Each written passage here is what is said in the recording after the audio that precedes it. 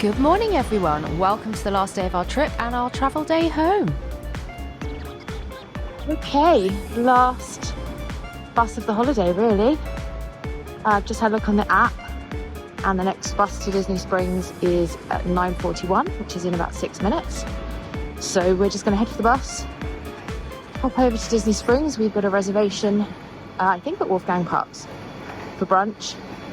Go to Pandora, definitely go to the Disney store, and just a little bit of extra shopping. We've got one bag that we can still fill, which is one of the brilliant things about flying Virgin Upper, is that you get 2 bags, and each bag can weigh 32 kgs. So we've been shopping a lot. It's Christmas. So yes, that's the plan for this morning. Hop on the final bus, go and get something to eat, do a bit more shopping, and then we'll either get a bus or an Uber back, but probably we'll get an Uber back because I don't want to wait around and risk it. Come back at about 1:30, pick our luggage up, and then we'll get an Uber back to the airport because, again, as much as I love getting the Sunshine Express, it does take a bit longer, and we've got so much luggage, and also it drops you at the wrong terminal. You have to walk through, and trying to walk through with all of that luggage would just be mental. So we're not going to. We're going to get an Uber and get dropped off nice and early, and then go up to one of the lounges. So yes, let's do some shopping.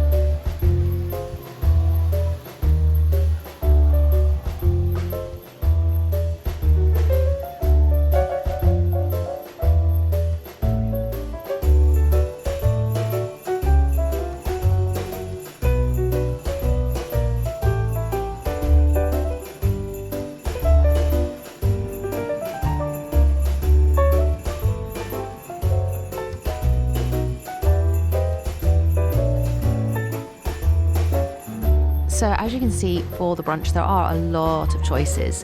I would say the portions are absolutely enormous in here. So yes, some of the prices might look a bit surprising. For example, the creamy mac and cheese, which is what I'm choosing, but it's a meal. It's not just a side, it's an actual meal. So yeah, don't be afraid to hold back a little bit with the ordering and try something new.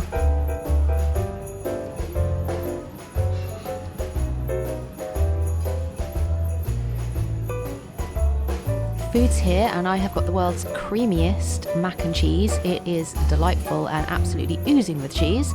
A side of ginormous shrimp, and Harry has got the smashed avocado on toast, and they were both absolutely delicious to the point we had to get a takeout box for mine. It was so yummy.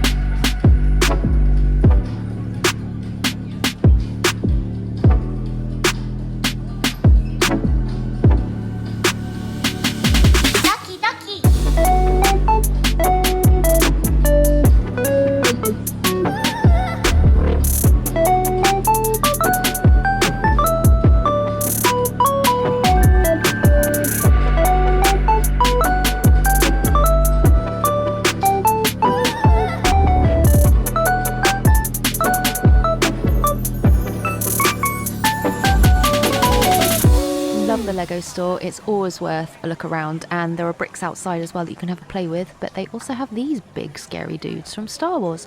One thing I do wonder is how come they don't melt in the Florida sunshine? It's fine in November, but what about in August when it's 100 degrees?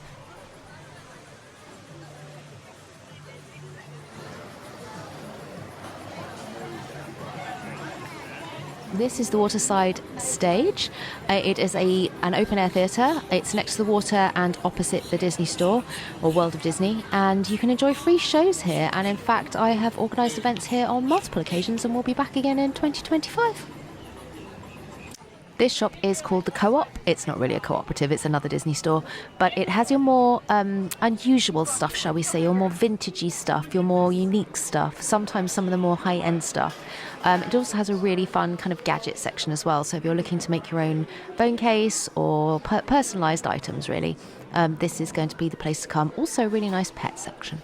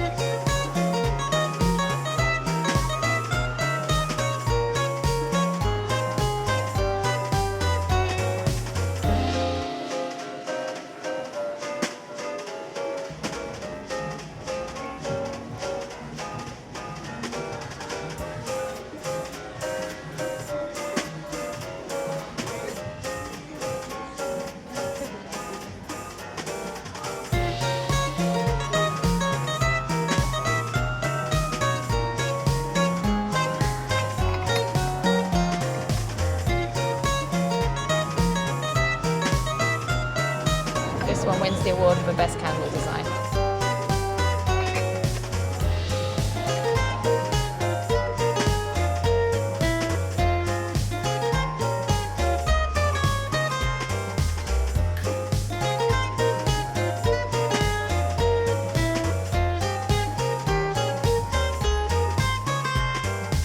Christmas shop now, and there are a couple of options when you're at Disney World or on Disney property. There's also one in the Magic Kingdom, which is delightful. This one is ginormous, though. It's got everything the Magic Kingdom has and more on top. It's actually a really cool thing to do. You might think if you're there in July, it's a bit weird Christmas shopping, but actually they have time or date stamped, I should say, baubles. But it's really nice just to get a souvenir of your trip, and then at Christmas, when you're not there, pop it on the tree, and it's a sort of conversation starter, and you start reminiscing about your trip as well. It's the sort of thing I like to get at least one every year, and that sort of helps me as well as my Pandora bracelets. It builds up the memory banks as well. So it's nice. It's a nice place for a mooch, and it's all sparkly and lovely and warm. So I'm not just in here for me today. I am in here on a mission for two friends, and I am looking for Mary Poppins and the Little Mermaid. They have something for pretty much every character you can think of.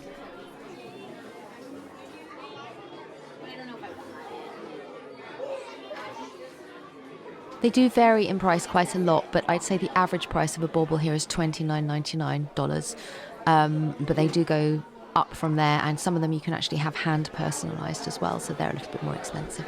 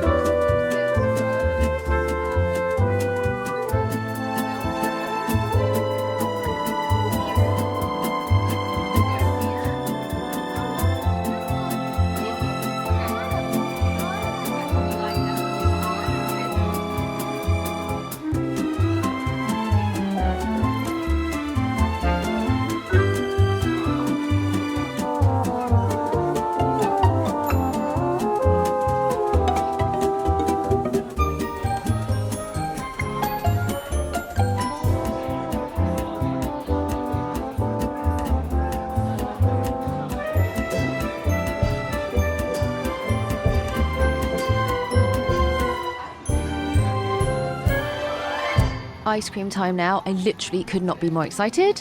I am very rarely able to eat Dole Whip while I'm here, even though it's one of my favourite things in the world, because the sugar in it makes me quite ill. So I can only have a few bites, and I refuse to buy a massive ice cream only to have a few bites. But when I'm here with someone else, it is time to eat ice cream. So let's do this.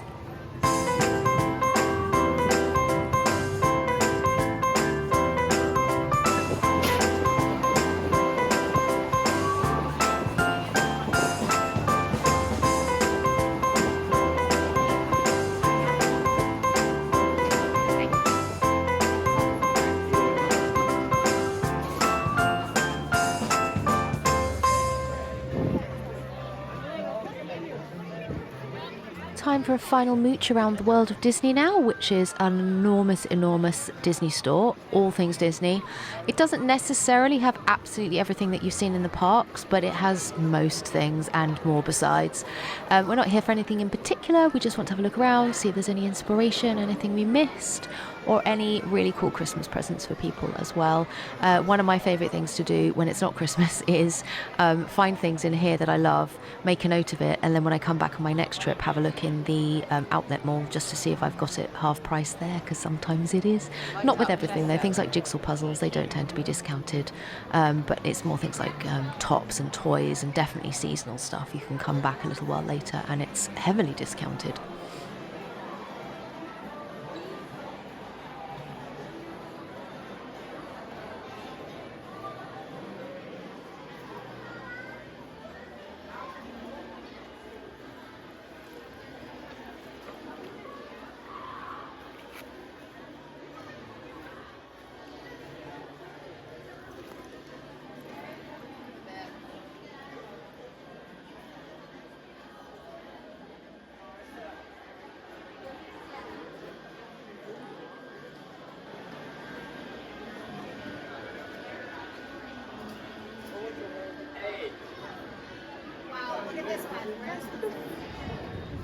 Shopping is now sadly done, which means we need to head back to the resort with everything we've bought, pop it in our suitcases, I hope we can, and then start making our way back to the UK. That's it, we're almost done. Come with us.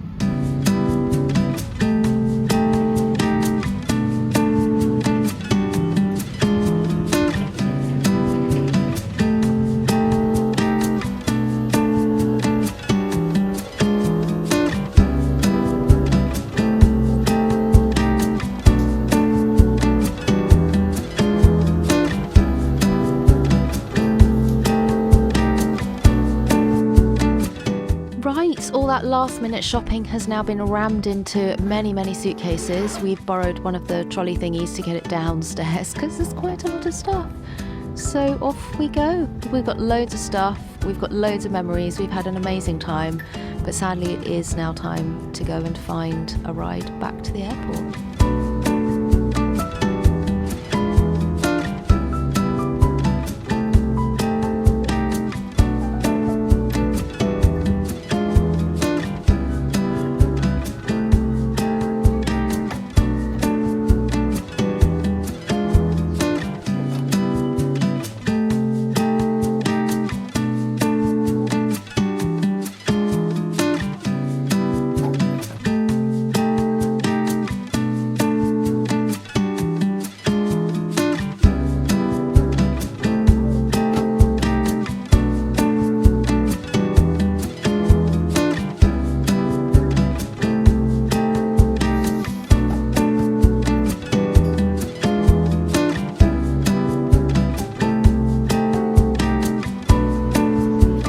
Made it to the airport. We got an Uber.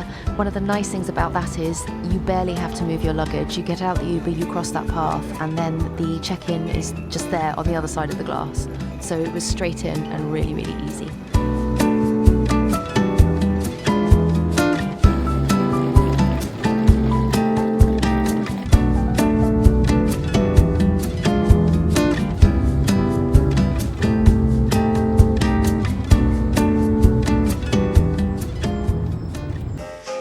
Once you get through to departures, if you don't want to sit in the main area and you're flying business or upper or first, you have a choice of 2 lounges.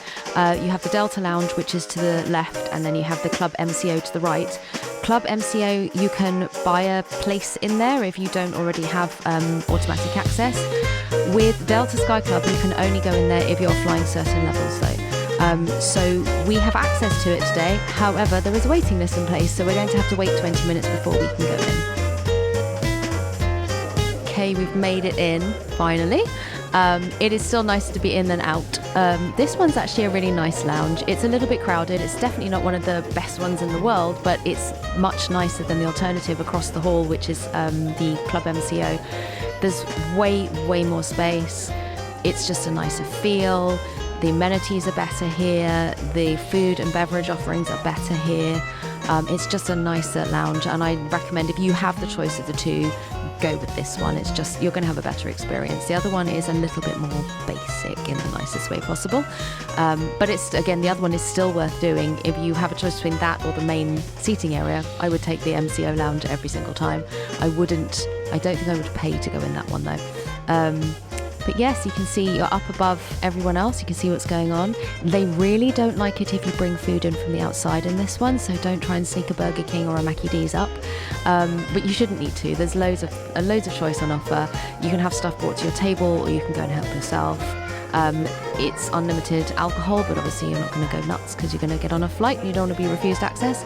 Hot drinks, teas, coffees, iced teas, cold drinks, kind of anything you want really. It's there. There's a bar. They'll help you out. They're very nice people and they're there to serve.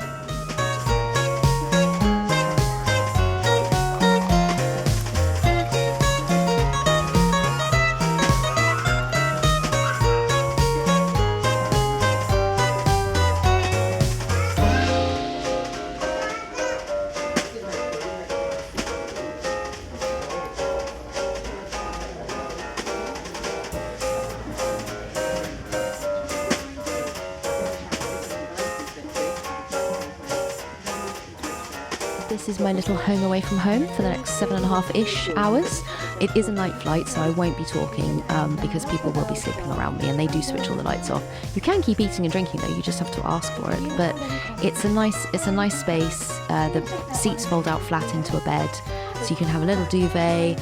There's room to kick my feet around underneath there. There's room to put my bags and my stuff. There's panels in the side as well. Miss Poppy there is just getting ready.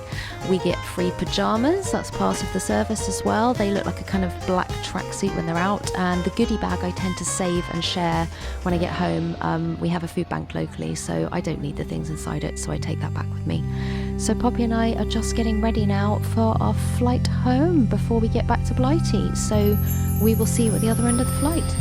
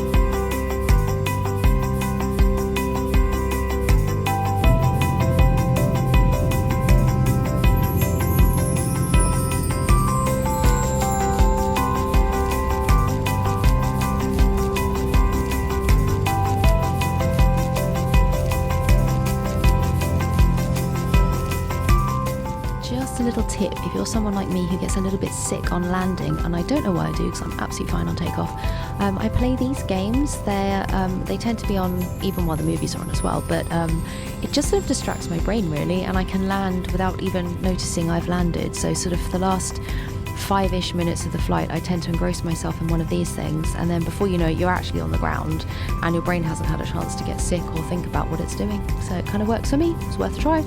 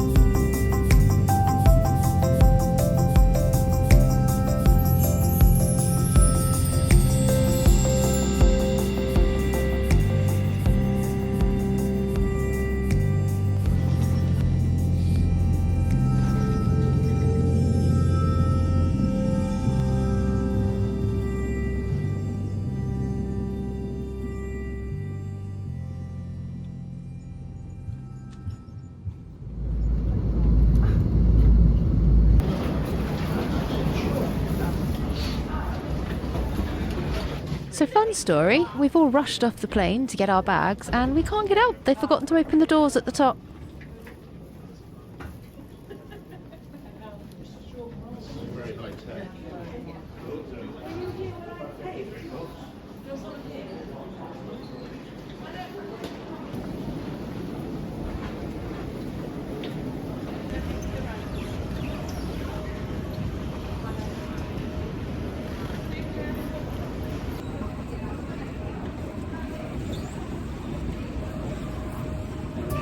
bags have been successfully regained, which is awesome, and it doesn't look like anything's fallen out or apart, which is also brilliant.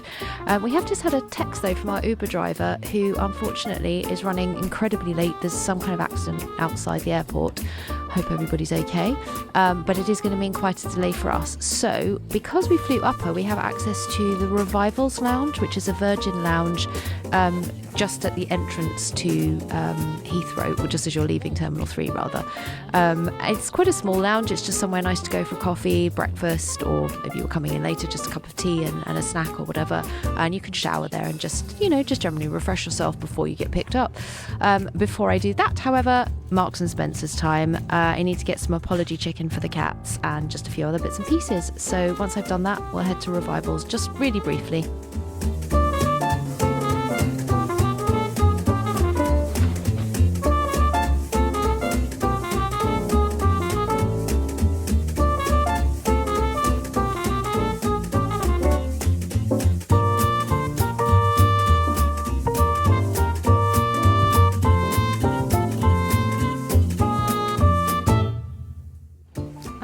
My friends, is where we're going to end the vlog for this series and for today. Thank you so much for joining us on our adventures on this trip. We've had an amazing time, and we're gonna have a quick look back at that now. If you can, please do like and subscribe. It really helps us achieve our dream. And also follow us on Instagram to see all of Poppy's Disney outfits and ears inspired by our travels together. We've got 4 trips planned in 2024. Poppy and I will be travelling back out in February for Festival of the Arts. We will be back in May for a very special birthday trip with a guest. Back again in September for Mickey's Not So Scary Halloween party. And also in November for the Christmas party. So have a magical day, and we'll see you next time.